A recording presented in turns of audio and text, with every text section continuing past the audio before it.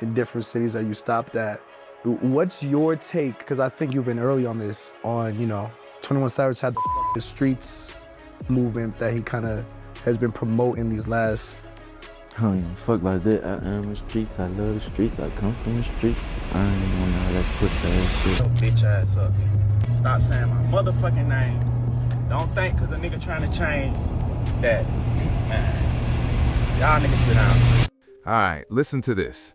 You just heard 21 Savage snap back after getting called out by none other than the so-called Great Slime himself. And hold up, this messy beef clearly isn't slowing down anytime soon. We're about to break down every layer of this situation and how it's escalating so fast that, real talk, things could turn deadly if it keeps going this way. So the big question is, how did we even get here? Let me walk you through it, because trust me, this story is deeper than it looks.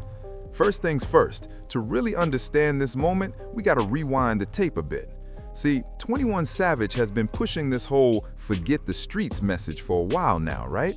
He's been traveling city to city, talking directly to young people, trying to convince them that gang life ain't the move.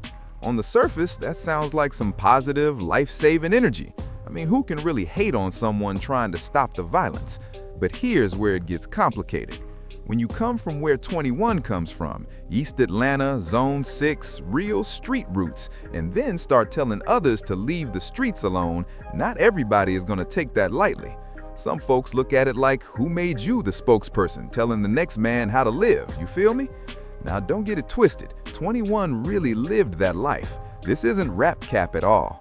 He famously got caught slipping on his 21st birthday, took 6 bullets, and one of his close friends didn't survive. That moment is literally where the name 21 Savage comes from. This ain't just branding or a stage name, it's memorial energy. So when he speaks on leaving the streets behind, he's not preaching, he's talking from pain and experience. He's seen too much, buried too many people, and now he's trying to stop history from repeating itself. And to really get where he's coming from, you gotta look at his past. Back in 2013, when he was still deep in the streets, he lost his brother Qantas to gun violence. Not long after, he also lost his close friend Larry. These weren't random names, these were his day ones, people he grew up with, people he loved. And when that kind of loss keeps hitting you over and over, it changes you at your core. 21 has openly admitted that in his early music, he glorified the street life heavy. Tracks like No Heart and X were raw, unfiltered street anthems. But as time went on, more money, more fame, and sadly more funerals, his mindset shifted. He started seeing the bigger picture. He realized that kids were watching him, listening to him, and following his lead. That's when the responsibility kicked in. This whole forget the streets movement didn't just pop up overnight either. It's been building quietly for years. It really started gaining traction when 21 leaned harder into community work back home in Atlanta. He launched the 21 Savage Bank Account program, teaching financial literacy to kids in the hood. Then came the Leading by Example Foundation, focused on supporting youth in underserved communities. But things really changed when he stopped moving in silence. He started speaking louder about it in interviews and on social media. He wasn't just doing the work, he was telling young people straight up that the gang lifestyle wasn't worth it. He was saying things like, forget your set, forget your block, none of that matters in the long run. Now you gotta understand how a message like that hits differently depending on where you say it. In Atlanta, most people respected it because they watched his journey in real time. They knew he earned the right to speak on it. But once he took that same message to other cities, Chicago, Louisiana, California, the reactions got mixed. Some people appreciated it, especially OGs who survived the wars and lost everything along the way. But the younger, still active street dudes, they felt disrespected, like he was downplaying their struggle or saying their reality didn't matter. And here's the part a lot of people forget. 21 Savage and NBA YoungBoy actually had history before all this. No beef, no smoke, they respected each other in their music.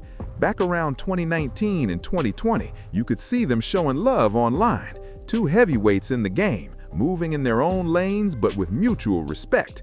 But there's another layer you can't ignore. When the whole Lil Durk versus YoungBoy situation was popping off, 21 was seen leaning more towards Durk's side. That alone planted seeds of tension, even if nobody was publicly addressing it at the time. And let me break that down real quick because it matters. The Durk and YoungBoy beef is one of the most serious conflicts in hip-hop right now. This isn't just music or internet talk. Real lives have been lost behind it. And when King Von was killed in Atlanta, it poured gasoline on an already raging fire. King Von and his group were at Opium nightclub before making their way here to Monaco Hookah Lounge, then to the parking lot where chaos ensued. And with 21 being from Atlanta while also being cool with Durk, that put him in a real awkward spot. Now, to be fair, 21 never openly dissed YoungBoy or jumped into the beef publicly, but there were subtle moments, standing next to Durk, certain posts, certain likes, that YoungBoy's camp could easily read as quiet support, even if 21 didn't intend it that way. So off rip, you already had tension sitting under the surface. Then on top of that, 21 rolls out this whole forget the streets movement. And from YoungBoy's perspective, that can feel a little hypocritical. Like you just look like you were siding with one end of a street war and now you're telling everybody to leave the streets alone. Now let's slow down and really talk about where NBA YoungBoy is coming from, because you gotta see both sides here. YoungBoy is only 25 and he's already lived through more trauma than most people see in a lifetime. He's been shot at, stabbed, locked up multiple times, lost close friends, and battled serious cases for years. For him, the streets aren't something you just mentally clock out of. Even if he wanted to, he still has active situations, real enemies, and deep loyalty to people who are still in the trenches. So when someone says, forget the streets, it can sound dismissive to his lived reality. It's like easy for you to say when you already made it out and your problems don't look like mine anymore. And let's be honest, YoungBoy has never been the type to water down his message or play politically correct. He's always been raw about who he is and where he stands. That's a big reason his fans ride so hard for him. He doesn't sugarcoat anything. So when he gets asked about 21's anti-street message in that recent interview, you could already tell he's irritated. The interviewer frames it like 21's been ahead of the curve, trying to guide the youth and all that. And YoungBoy, he didn't hold back at all. I don't give a damn about that, he said flat out. Then he doubled down. I am the streets. I love the streets. I come from the streets. I'm not on that soft nonsense. When I first heard that, I'm not gonna lie, I paused, because that wasn't just disagreement. That was a direct hit at 21 himself. He basically dismissed the whole movement as fake and corny. That's personal. But YoungBoy wasn't finished. He kept talking, saying people were confused about what the message really was. He made it clear it's not about being reckless, but at the same time, he wanted no parts of what 21 was pushing. And then he dropped a line that really set everything on fire. He said something like, "That's the narrative somebody pushing right now, and I'm pushing my narrative." Translation? Forget what 21's talking about, I'm standing on mine. The way he emphasized my narrative made it obvious this wasn't casual. He was drawing a clear line in the sand and saying he fundamentally disagreed with 21's message. Once that interview hit, the internet exploded. People instantly started choosing sides. Some were saying YoungBoy was keeping it real. You can't tell others how to live. Others were riding for 21, saying he's just trying to save lives. What's the problem with that? Twitter turned into a war zone. YoungBoy fans were calling 21 fake woke and saying the positivity was just for image. 21 fans were firing back, saying YoungBoy glorifies violence and chaos. It got ugly fast, like it always does. But here's what really made people lock in: the timing. Because just when it seemed like things couldn't get messier, 21 Savage responded. And this is where you gotta listen closely, because he never said YoungBoy's name, but everybody knew what time it was. Picture this: 21 hops on social media visibly heated. You could tell he was in his feelings, talking about people throwing dirt on his name and speaking on street stuff. Technically, he was responding to 5-year Foreign, who had been throwing shots at him. But the timing, right after YoungBoy's comments? Come on, we know how this goes. 5-year had questioned 21's street credibility earlier, but that was light compared to what YoungBoy said. So when 21 went off, the internet immediately connected the dots, and he came out swinging. Stop saying my name. Don't think just because a man is trying to change that he's weak now. Sit down somewhere, for real. You could hear the frustration all over his voice. This was someone genuinely trying to do something positive and getting dragged from every direction for it. But then he really started cooking. And this is where you could tell he wasn't just talking to one person anymore. He said, if y'all walking around with a 38, don't say nothing to me about the streets. If you 35 or older and been trying to rap since you was a teenager, don't talk to me about the streets. Now, low-key, that part could apply to Fabio.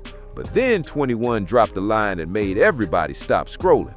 He said something like, y'all keep saying this street stuff. Street savage this, savage that. Savage shot one of y'all in real life. Y'all know this. Stop playing. That was a reminder. Don't think just because he's on some positive timing now that he's weak. Nah, this ain't that.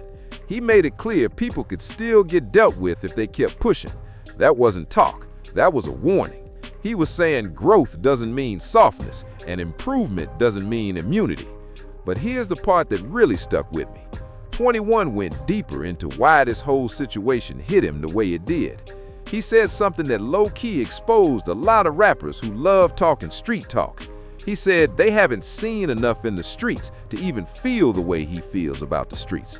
That's where the disconnect comes in. He said he don't care about what your partners did or what your hood did. He's talking to you as an individual. And his point was simple. A lot of people talking tough never actually lived it themselves. That's different. What he was really saying is there's a big difference between being around the streets and being scarred by the streets, between knowing stories and living nightmares. And because they haven't lived it, they don't understand why he wants people out. That part matters. There's a difference between being from the streets and being trapped in the streets. There's a difference between association and experience, and 21 was calling that out directly. He kept going, saying, y'all ain't cried enough, y'all ain't lost enough. You could hear the pain in that. That's not rap talk, that's grief talking. That's someone who's buried real friends, telling others they don't have the emotional scars to speak on his choices. Then he hit them with a reality check. He told them to stick to rapping. In other words, stay in your lane. You're not built for this conversation. When it comes to real street weight and real loss, you're not qualified. And then things got even crazier. 21 started calling out people who claim to be street but haven't been seen in decades. He joked about people being gangsters on Area 59, meaning remote locations, internet tough guys, talking reckless from safe distances. He said he hasn't seen some of these dudes in 30 years. That was him calling out the fake activity, the keyboard gangsters, the ones who still talk street but don't live anywhere near the consequences. Now here's another important piece. When 21 said, how can you tell someone from another state what they are when you don't even know them? He was touching something real. Hip-hop has always had this problem of people trying to tell cities how to move, and it never ends well. 21 is from Atlanta, YoungBoy is from Baton Rouge. Completely different environments, different politics, different codes, different realities. But at the same time, violence is violence, death is death, pain is pain. That part is universal. So from 21's perspective, his message goes beyond geography. Now let's zoom out, because this isn't just about two rappers disagreeing. This represents a bigger conflict in hip-hop culture. It's the tension between staying real and allowing yourself to evolve. Hip-hop has always prized authenticity above almost everything. So when someone like 21, who built his name on being a real street rapper, starts pushing a message that feels opposite of that image, it creates confusion. People start asking questions. Is he still real?